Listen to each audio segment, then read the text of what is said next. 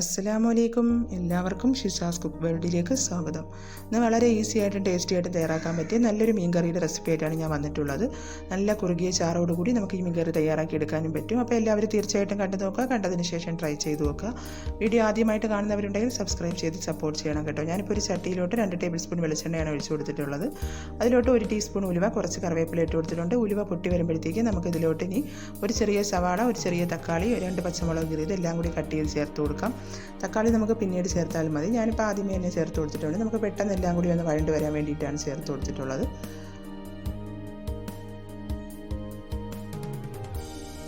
അതൊന്ന് ജസ്റ്റ് വഴണ്ട് വരുമ്പോഴത്തേക്ക് ഇതിലോട്ട് 1 ടേബിൾ സ്പൂൺ ഇഞ്ചി വെളുത്തുള്ളി ചതച്ചതും കൂടി ചേർത്ത് കൊടുക്കുക. എന്നിട്ട് എല്ലാം കൂടി നല്ലതുപോലെ ഒന്ന് വഴറ്റിയെടുക്കാം.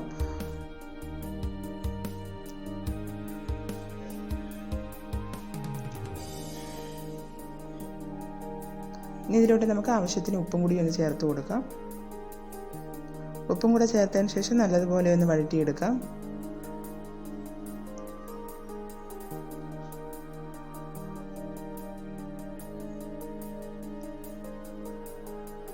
ഇനി നമുക്കിവിടെ ഒരു അരപ്പ് തയ്യാറാക്കാനുണ്ട്. അതിനായിട്ട് ഞാനൊരു മിക്സിയിലെ ജാർ എടുത്തിട്ടുണ്ട്. ഇതിലോട്ട് 1 കപ്പ് തേങ്ങയും ഒരു 7-8 ചെറിയ ഉള്ളിയും കൂടി എടുത്തിട്ടുണ്ട്.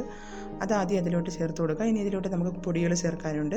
ആദ്യമായിട്ട് ഒരു 3/4 ടീസ്പൂൺ മഞ്ഞൾപ്പൊടി, ഒരു 1.25 ടേബിൾ സ്പൂൺ മുളക് പൊടിയാണ് ഇപ്പോൾ ചേർത്ത് കൊടുക്കുന്നത്.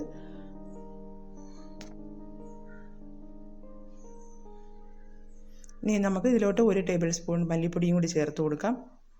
എന്നിട്ട് ആവശ്യത്തിന് വെള്ളവും ചേർത്ത് ഇതൊന്ന് അരച്ചെടുക്കാം.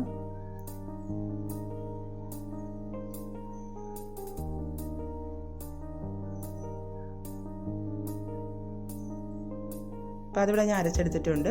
അതിന് മുമ്പായിട്ട് നമുക്കിതൊക്കെ വഴണ്ട് വരുമ്പോഴത്തേക്ക് ഇതിലോട്ടൊരു നെല്ലിക്ക വലുപ്പത്തിൽ വാളംപുളി പിഴിഞ്ഞ വെള്ളമാണ് ഞാനിപ്പോൾ ചേർത്ത് കൊടുത്തിരിക്കുന്നത്. അതെല്ലാം കൂടി നല്ലതുപോലെ ഒന്ന് മിക്സ് ചെയ്ത് ഇളക്കി കൊടുക്കാം. ഇനി ഇതിലോട്ട് നമുക്ക് അരച്ച് വെച്ചിരിക്കുന്ന അരപ്പ് ചേർത്ത് കൊടുക്കാം.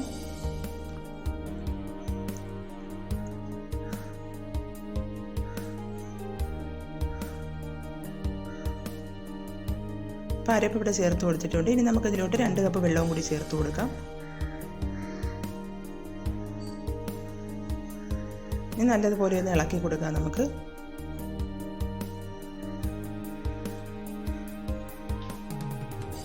ഇളക്കിയതിന് ശേഷം നമുക്ക് ആവശ്യത്തിന് ഉപ്പും കൂടി ചേർത്തിട്ട് ഇതൊന്ന് മൂടി വെച്ചിട്ട് ഒന്ന് തിളച്ച് വരാൻ വേണ്ടി വെയിറ്റ് ചെയ്യാം.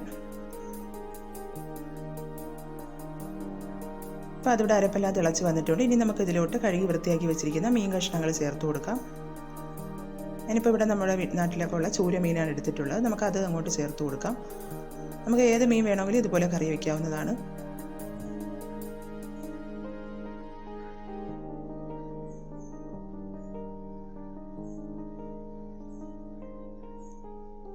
ഇനി ഒന്ന് ജസ്റ്റ് ഒന്ന് നമുക്കൊന്ന് ഇളക്കി കൊടുക്കാം.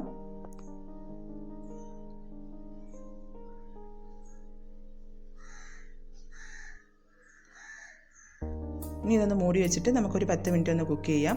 അപ്പോഴത്തേക്കും എന്താ ഇവിടെ നെയ്യൊക്കെ തെളിഞ്ഞ് നല്ല അടിപൊളി ഫിഷ് കറി ഇവിടെ റെഡി ആയിട്ട് വന്നിട്ടുണ്ട്.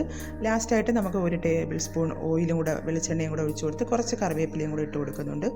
അപ്പോൾ വളരെ ഈസി ആയിട്ടും ടേസ്റ്റി ആയിട്ടും തയ്യാറാക്കി എടുക്കാൻ പറ്റുന്ന ഈ മീൻ കറി എല്ലാവരും തയ്യാറാക്കി നോക്കുക.